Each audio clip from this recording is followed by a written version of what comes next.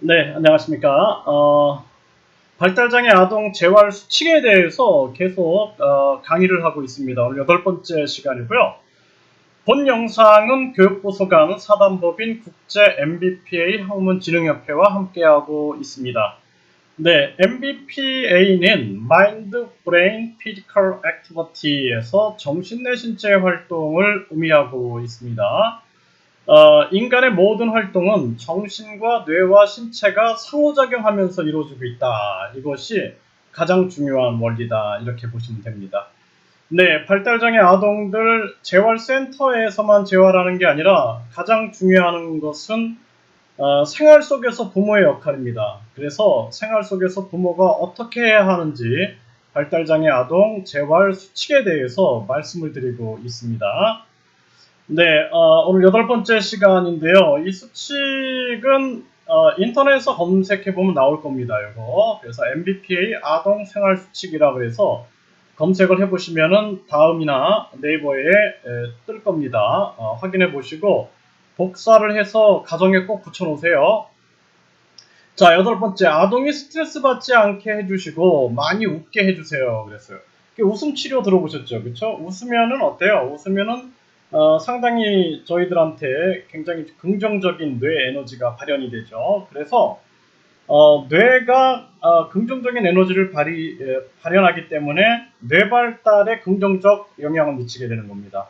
그런데 스트레스를 계속 받게 되면은 뇌세포가 파괴됩니다. 그래서 사람이 스트레스를 계속 받다 보면은 한순간에 큰 실수를 할 수가 있게 됩니다. 왜냐하면은 스트레스는 우리 뇌를 파괴하게 되고, 뇌가 파괴된다는 것은 정신의 균형이 깨지고 정신도 파괴될 수 있다는 것을 의미합니다. 그래서 뇌와 신체는 하나로 연결되어 있죠. 그래서 신체로부터 많은 학대라든지 스트레스를 받게 되면은 뇌가 죽어갈 수 있는 거예요. 또 정신적으로 스트레스를 계속 받아요. 그러면 어떻게 될까요? 뇌는 죽어간다라는 것입니다. 그래서 우리가 긍정적인 생각을 하고 웬만하면 스트레스 통제 방법이 있어야 됩니다. 자기 나름대로의. 저는 걷기를 좋아합니다. 걷기. 그래서 스트레스를 많이 받았을 때 가장 좋은 효과 방법이 자기가 진짜 친한 친구 있어요. 진짜 마음을 터놓고 이야기할 수 있는 친구랑 수다를 떠는 거. 이것이 굉장히 좋은, 과학적으로 증명된 좋은 효과고요. 운동입니다. 그 다음에 운동. 그래서 운동을 하는 거예요. 그러니까 저는 이제 스트레스를 많이 받으면 걷기를 한 1시간, 2시간씩 걷거든요. 그러면 굉장히 좋아집니다. 그런데 술을 마시면 어떻게 될까요? 술을 마시면 그때는 조금 위로가 되고 스트레스가 조금은 해소되는 것 같지만 다음날 더 극심한 뇌 활동이 잘 이루어지지 않기 때문에 더 극심한 스트레스뿐만 아니라 결국에는 뇌세포가 또 파괴가 됩니다. 안 되는 거죠. 그래서 이 발달장애 아동들 같은 경우도 같은 맥락에서 우리가 해석을 해본다면은 스트레스를 받지 않게 해주는 것이 가장 중요하다라는 거예요. 근데 이게 이제 굉장히 딜레마에 빠질 수 있는 게 뭐냐면은 게임 중독에 빠졌어요. 아이가 게임 중독이나 뭐 인터넷 중독에 빠져 있는데 이거를 발달이 진행되기 위해서는 이것을 차단해 줘야 되는데 이걸 차단하니까 스트레스를 받는다라는 거예요.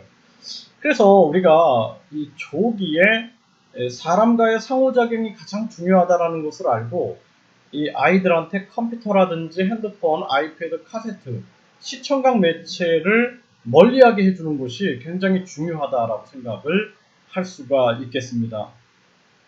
그래서 우리가 활동을 할 때도 아이한테 스트레스를 받으면서 활동을 하는 거는 효과적이지 않아요. 그래서 아이들한테 많이 웃게 하면서 활동할 수 있는 게 뭐예요? 최고가 놀이입니다. 놀이. 그래서 놀이를 통해서 비행기가 됩시다. 비행기 막 비행기도 만들고 개구리가 됩시다. 개구리 해서 아이 손을 잡고 폴짝 뛰게 해준다든지 이런 놀이 활동을 통해서 아이가 웃으면서 활동을 할 때 가장 좋은 효과가 있다 이렇게 볼 수가 있게 되는 것입니다.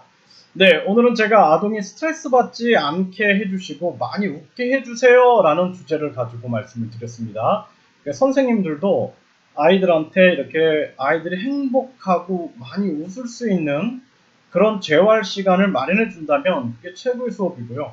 부모님들도 이런 시간을 마련해 준다면 최고의 수업인데 가장 중요한 것은 뭐냐면 사람이 직접 상호작용하면서 나오는 기쁨과 즐거움입니다. 텔레비전, 카세트를 보면서 웃는 것은 발달에 긍정적 도움을 주지 않는다라는 것이죠. 네, 그런 부분들을 유념하시면서 전개를 하시고요. 아동을 발달 재활할 때 궁금한 점 있으면 질문 주시면 제가 답변을 드리도록 하겠습니다. 네, 감사합니다.